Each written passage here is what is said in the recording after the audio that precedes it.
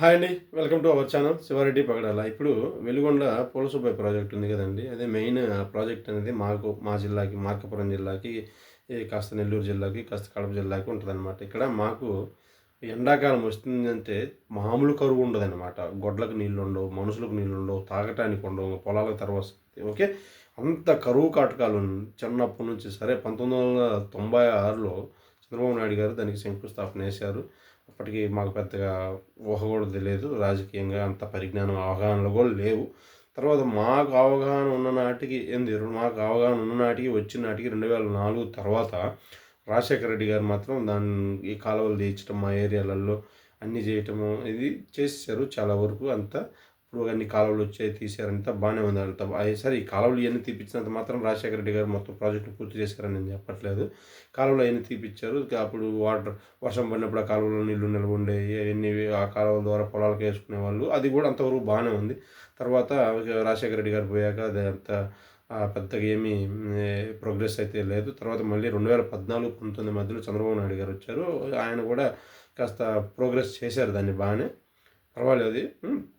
కాకపోతే ఇప్పుడు నేను చెప్పేది ఏంటంటే 19, 24 మధ్యలో ఇప్పుడున్న ప్రభుత్వం ఆరోపణలు చేస్తున్న ప్రకారం అసలు జగన్మోహన్ రెడ్డి దానికి ఏమి నిధులు కేటాయించలేదు, అసలు ఏం చేయలేదని అంటున్నారు. కాకపోతే చూసుకుంటే జగన్మోహన్ రెడ్డి ప్రభుత్వంలో ఉన్నప్పుడు కూడా 21లో 1 టన్నల్ పూర్తయింది, 24లో 1 టన్నల్ పూర్తయింది, 24లో వచ్చేసి ఆయన దాన్ని జాతికి అంకితం చేశాడు. ఇదే ఆయన చేసిన పొరపాటు ఏంటంటే ఇదే వచ్చేసి జాతికి అంకితం చేయటం, నీళ్లు రాకపోవటం, అది అందరు జనాలు చూశారు.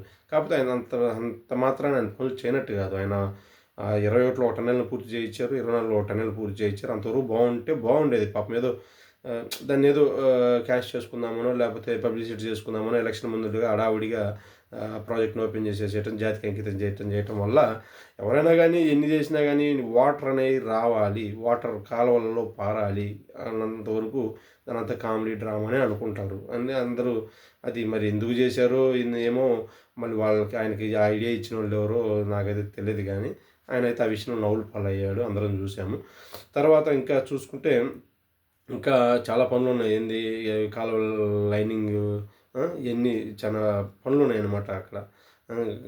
ఈ మధ్యనే చంద్రబాబు నాయుడు గారు కూడా 2000 నుంచి 4000 కోట్ల దాకా ఖర్చు అయ్యేటట్టు ఉంది. వాటన్నిటికీ ఒక 450 కోట్లు అలాట్ చేసేసారు. కాలువ లైనింగ్లో అవన్నీ చేస్తున్నారు. చేసి 2026లో జూన్, జూలై నాటికి పూర్తి చేసేసి మేము నీళ్ళు ఇస్తామంటున్నారు. చూద్దాం మరి వీళ్ళు ఎంత చిత్తశుద్ధితోటి ఈ ప్రాజెక్ట్ని పూర్తి చేస్తారో.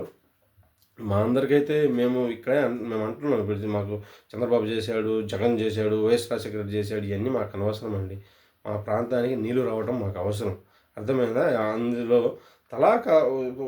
ప్రతి ఒక్క గవర్నమెంట్ పాత్ర ఉంది, ప్రతి ఒక్క గవర్నమెంట్ చెయ్యి ఉంది. కాకపోతే మా యొక్క అసంతృప్తి ఏంటంటే ఈ ప్రాజెక్టులు అనేది సాగుతూ పోతూ ఉంటాయి ఎప్పటికి పూర్తిగా. ఒకప్పుడు అంటే సరే నాగార్జున సాగర్, శ్రీశైలం కట్టినప్పుడు ఏంటంటే అంత పెద్ద టెక్నాలజీ లేదు కాబట్టి ఏండ్లకేళ్ళ సాగినాయి అంటే మేము అర్థం చేసుకోగలం. కాకపోతే ఇప్పుడు ఇంత టెక్నాలజీ ఉన్న ఈ రోజుల్లో కూడా ఏండ్లకేళ్ళు దశాబ్దాల పాటు సాగుతూ ఉంటేనే చాలా అసంతృప్తిగా ఉంది. సరే ఏది ఏమైనప్పటికీ గతం అయిపోయింది. ఇప్పటికైనా ఫైనల్గా రేపు 26 జూలై, జూన్ కల్లా చేస్తామంటున్నారు కదా, అందరం చేస్తామని అయిపోతుందని ఒక మంచి అభిప్రాయంతోనే వెయిట్ చేస్తాం. Okay, thank you so much.